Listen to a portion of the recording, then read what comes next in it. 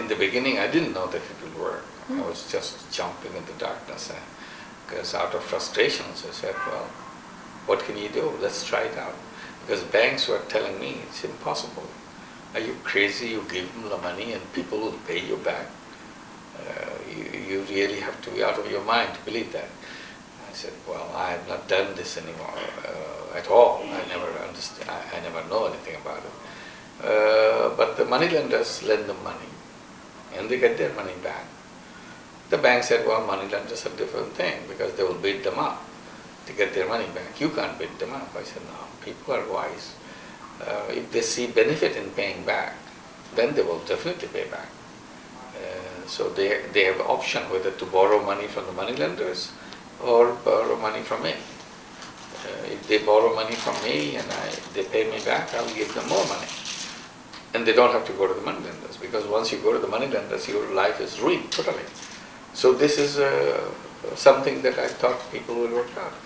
And I took a chance and it worked out.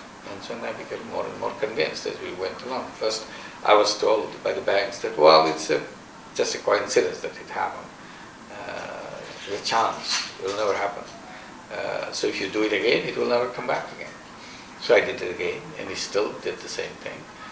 Money came back, and I felt more confident and repeated that. That's how the whole thing started. But the world was very reluctant to accept that. When I tell anybody that I can give loan to poor people, they will pay back. They say, you're crazy. So one has to really see it happen. So it needs a lot of demonstration. That's what we have been doing. Even today, after 31 years, still it's not the major mainstream business because of the hesitation that something must be wrong in it. It will collapse, so why should we go involved? When you have a subprime problem, you still continue your business. You write up billions of dollars in your bank. You don't feel threatened. But to go into lending without papers, they still get very, very scared.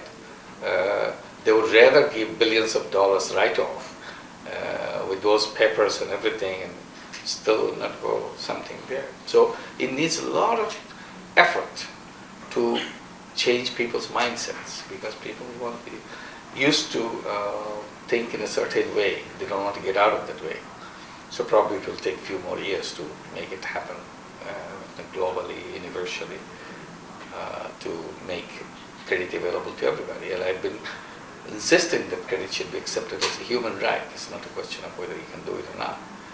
It's a human right, and we have our obligation to make sure that this is done, because it's so important in a person's life to have this service, financial service, so that I can change my own life.